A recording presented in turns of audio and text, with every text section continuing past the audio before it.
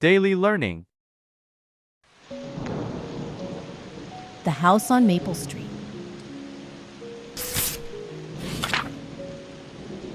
It was the kind of morning that seemed quiet in a way that didn't feel peaceful. The kind of silence that made everything louder inside your chest.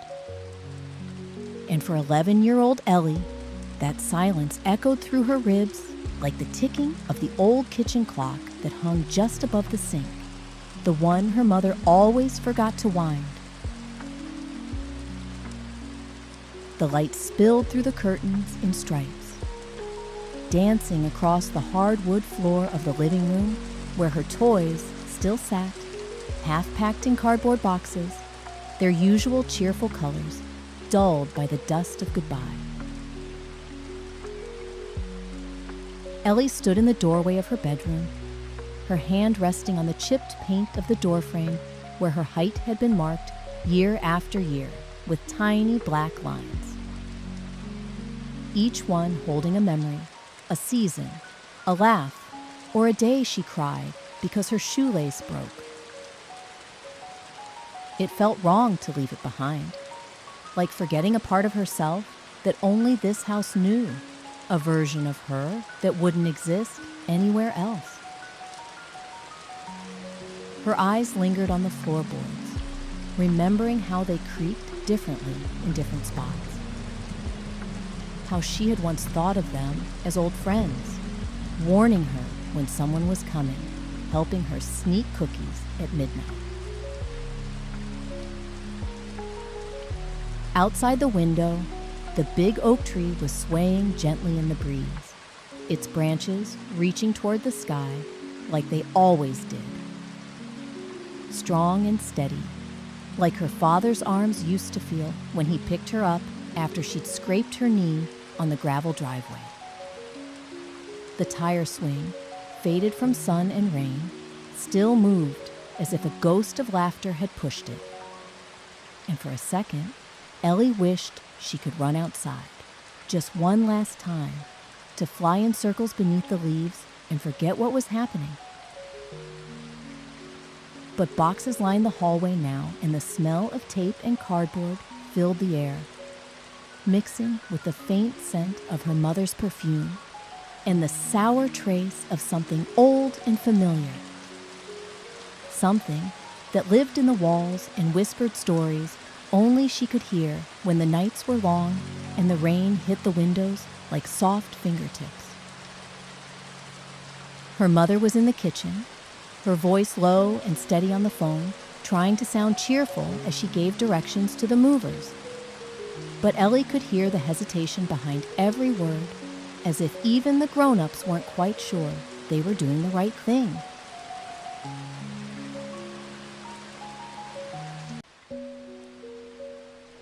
They were moving because of her father's new job in the city, far away from the quiet streets of Maple Street, where the neighbors knew your name and the mailman waved every morning as he passed by the garden with its messy rows of tulips and marigolds.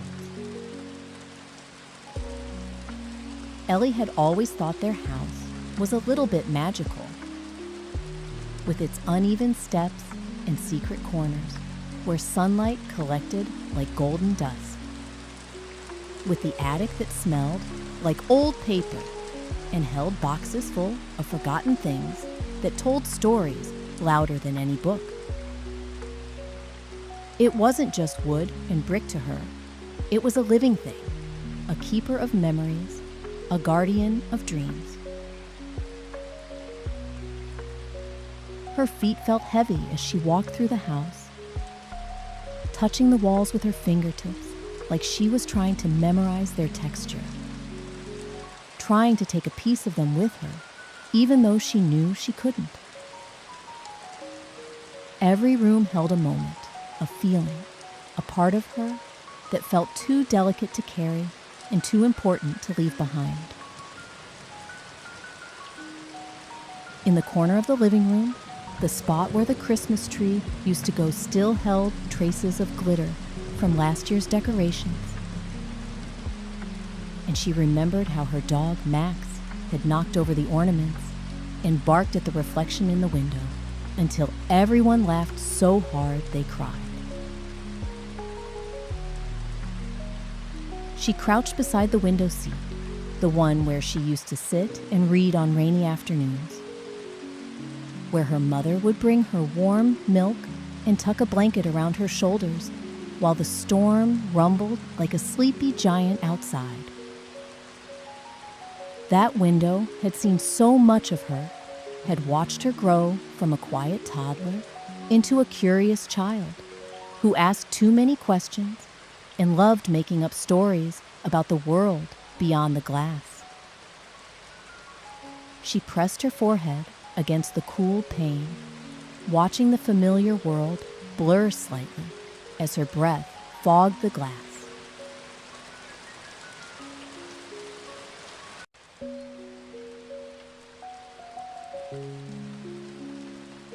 The backyard was still full of shadows from the tall trees that bordered the fence, and she could almost see the outline of the fort she had built with her cousins last summer, half collapsed now, a crooked smile in the grass. Her bike was leaning against the shed, rust beginning to nibble at the frame, and she felt a pang of guilt for not riding it more often, for not saying goodbye properly to the things she was leaving behind. The sky was a deep, endless blue, like it always was on days when she didn't want anything to change, when the air felt too perfect to lose. She heard her name being called, gently, from the front door, and she knew it was time to go. But her legs didn't move right away because her heart hadn't caught up with the clock. Her mother was standing there with her hands in her jacket pockets, her eyes soft and sad, even though her smile tried to be brave. Ellie walked over slowly, each step feeling like it took something from her, and when she reached her mother, she turned back for one last look at the house. The windows, the porch, the swing, the invisible thread that seemed to tie her to every inch of it. "Do you want to say goodbye?" her mother asked. And Ellie nodded, swallowing the lump in her throat as she whispered, "Thank you," to the house, to the sky, to the years that had wrapped around her like a favorite sweater she'd outgrown but never stopped loving. Her mother squeezed her hand, and they stepped onto the porch, the door creaking shut behind them with a sound that seemed to echo all the way to her heart.